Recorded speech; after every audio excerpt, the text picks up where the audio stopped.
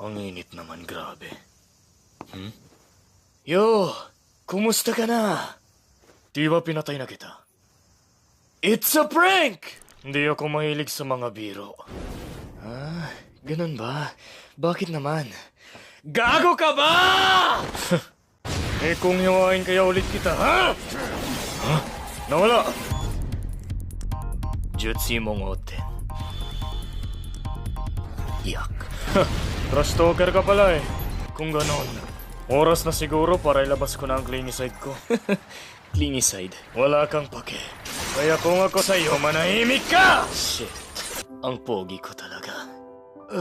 The fuck? Mas lamang ako sa'yo pagdating sa ligo. Pasensya ka na. Alam kong masakit talaga ang katotohanan.